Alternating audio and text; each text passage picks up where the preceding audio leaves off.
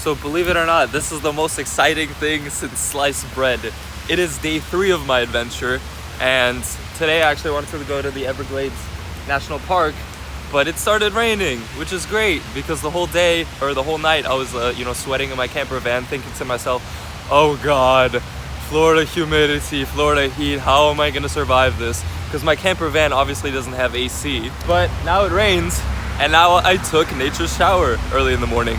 So I'm gonna start my day. It's supposed to rain again around 1 or 2 p.m.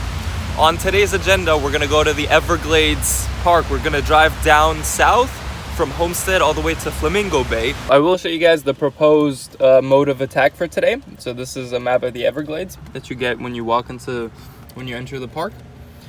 So we are here in Homestead / Florida City, somewhere between there. And we're gonna drive down 9336, head to the Ernest F. Coe Visitor Center to, ask some questions, pick up a map, and just kind of get some recommendations going. And then actually enter the park and start doing a couple trails here along. This is the Antigua Trail. So this was actually on my list. This is one little trail that I wanted to do. And then just kind of go along, see if anything else looks interesting, maybe Pinelands, Rock Reef Pass, maybe a little, spot to park and take a look. Pahaoki Overlook is also on my list of trails to do. Mahogany Hammock, Jesus.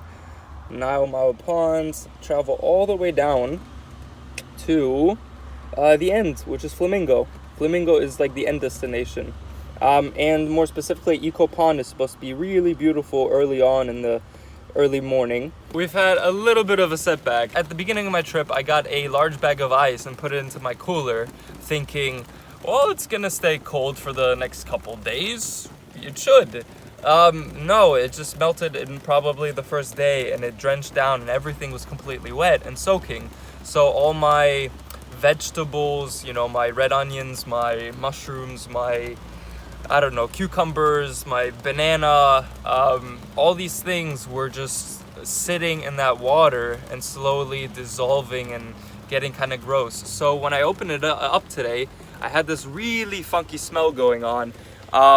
So yeah, I don't know, it's bad timing to do it now because it's raining outside, but I got the cooler clean. I got everything out of the cooler. I cleaned up the cooler with some, disinfectant spray.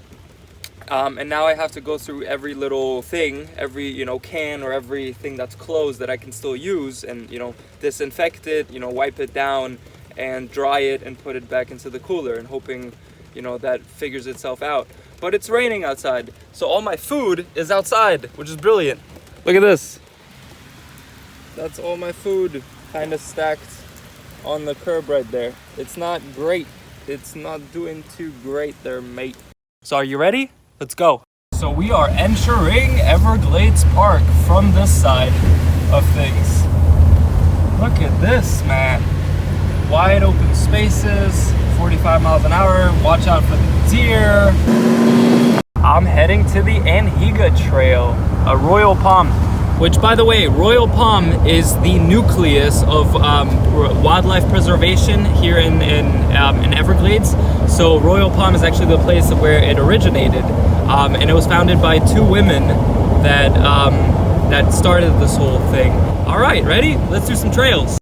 So we have the Antigua Trail to the left and the Gumbo Limbo Trail to the right. Which one to do first? Heads for Antigua, tails for Gumbo. Ready? Let fate decide. Antigua it is.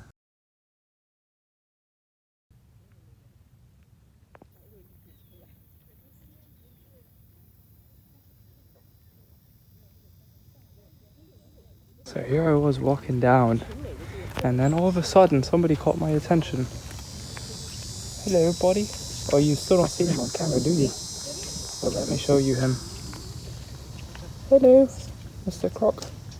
So I wanted to show you guys these. These are called air plants. They basically hang on trees or anything that they can, stay in the air at, and they feed off the air. They do not need water to survive. It's very interesting. Oh, and that right there is a sour apple.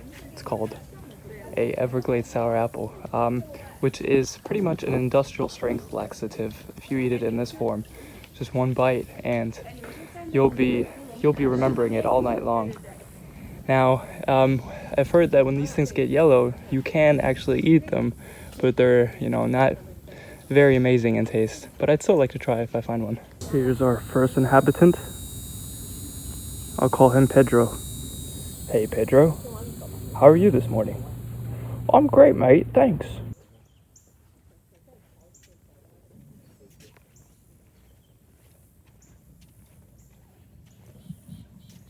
The Antigua Trail is characterized by all these lilies here everywhere. So you have these beautiful lilies with their giant leaves. I'll be quiet for 1 second so you can hear the natural sounds.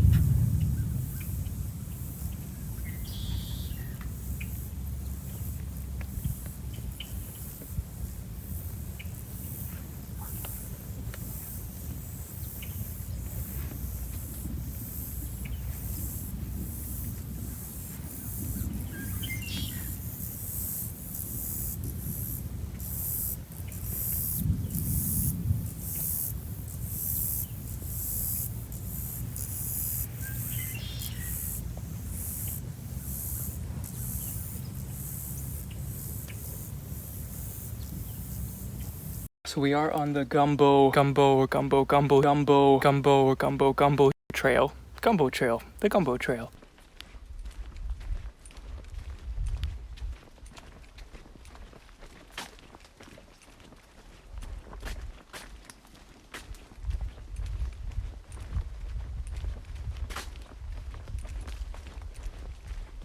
And we're in the middle of the forest. There's a lot of mosquitoes, but there's also beautiful, humid, and fresh, vegetation.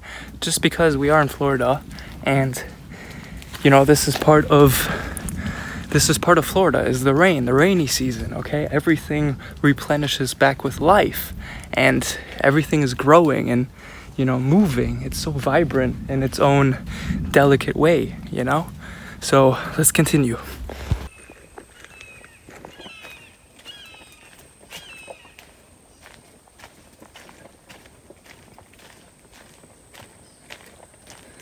So believe it or not, but this area looks pretty much like the rest of Florida, even the West Coast or whatever. Like, this is pretty much what you'll see in Florida. You'll have these pine trees, which are very skinny and tall.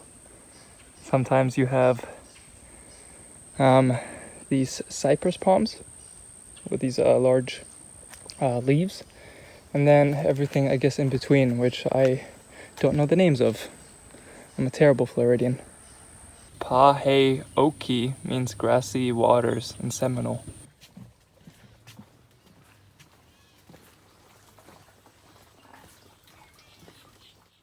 And this is kind of interesting. You're walking along this trail, then all of a sudden you look up and you notice these are all spiders. Literally, all of these are spiders just hanging there, just hanging out. And then it doesn't stop there. You have some on the other side as well. Look at that. It's pretty crazy.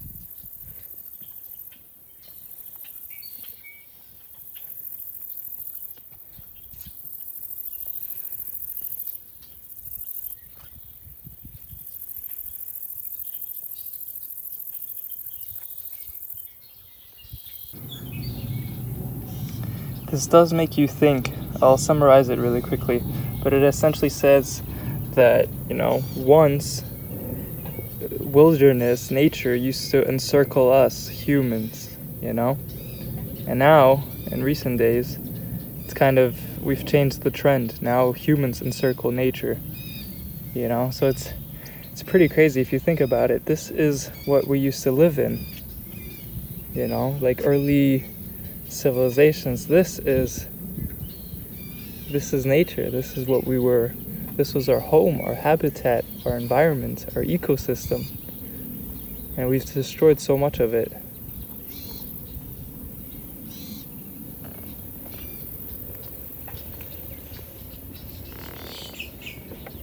With our technology. So I'm sad to say that this guy has passed away. He's dead. I found him in this puddle of water. I was trying to save him, but he's dead, so there's nothing else we can do. This is one heck of a machine. One heck of a machine. And over here, he's got these very hardcore wings. So they're not soft, you know? They are very strong structurally and fibrous. You know what he reminds me of? He reminds me of those grasshoppers from A Bug's Life, you know? Because he has that same sort of face, that expression. Look at that. Just look at that. What is that? That's a covering place. That's a protector. He's got a whole not spine, but a body plate, it looks like, to cover, you know, his neck, you know, or his head right here as well. It's pretty intense. And then these are his legs.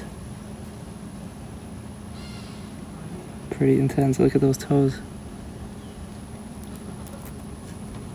And he's got what it looks like the little hairs right there. See those little hairs on those legs? Those little tiny hairs.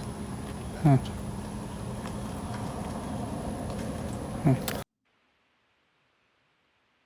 This is the mahogany tree.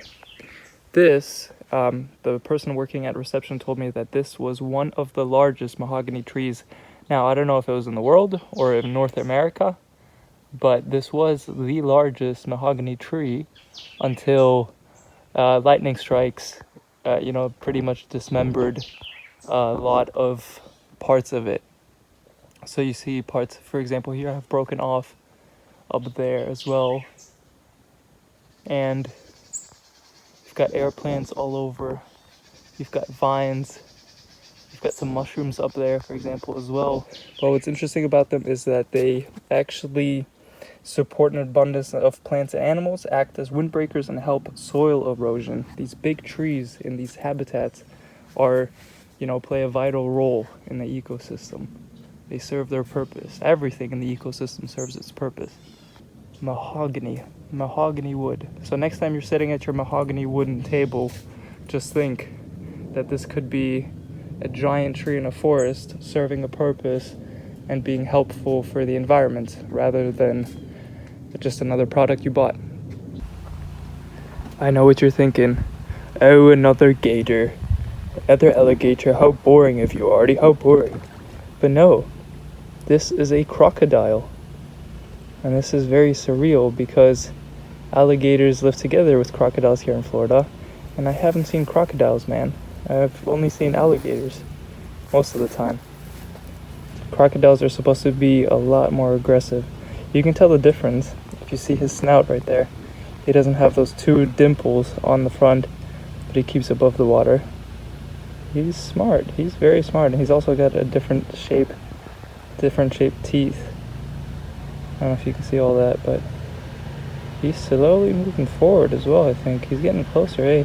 I don't really know his true size, and they can get pretty vicious, man. Look at that crocodile. Mr. Snake, you gotta be careful when crossing the street, man. Jeez, I could've killed you. I just jogged a lap around Echo Pond, and I'm getting bit up by saltwater mosquitoes. They're the worst. They're like even more aggressive than like freshwater mosquitoes. It's terrible. I don't recommend it to anyone. Jesus! And I had a horsefly in my tail as well. I think I lost a horsefly though. Alright, come on. Let's get out of here. Because sometimes we could all use a good hug. Tree hugger. Tree hugger. Hello, Mr. Osprey. Hello. I'm gonna call you Oz. so you don't become prey for an apex predator like me. Hello, Oz. He's so curious. Oh, you know, he's flying. We are in the southernmost part of Florida. Those islands that you see over there are keys. They're individual keys. Each key has like a name. I forget the names. Don't ask me on the names right now.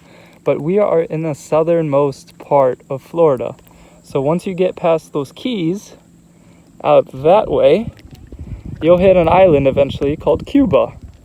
And then you'll hit, Puerto Rico's out there, and, everything else pretty much. Jamaica, somewhere, I think, let me think, if we're off to the left, right? So it'd be over there somewhere.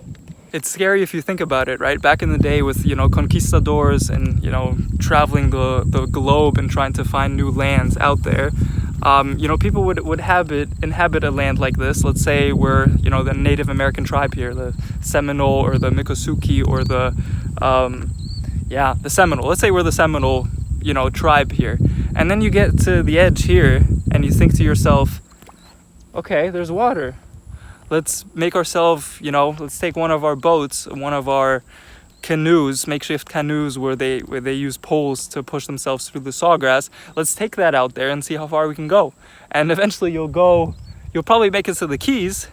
And then you'll make it to, the other keys and stuff as well, that whole trail that goes down to the south. But then past that, like how far are you going to go? You're not going to go very far because it's the Atlantic, and that's pretty much it. And it's kind of scary because I think back in those days, those civilizations, I don't think they could have imagined, like, yes, if we travel thousands of miles that way, we'll hit, South America. Or, if we travel thousands of miles that way, we'll hit Europe. It's like crazy. Those are distances that, were kind of unimaginable like a long time ago. And now everything's become so much more modernized, and you can, take a plane and be there in 8 hours or whatever. And, next generation stuff, probably 4 hours. So it is really, really weird how the world is changing, huh? And it's times like these when you get into nature, into the Everglades, or, places that are a little bit more uninhabited, a little bit more preserved, I guess, naturally preserved, is when you start thinking about stuff like this. I just thought that was kind of interesting.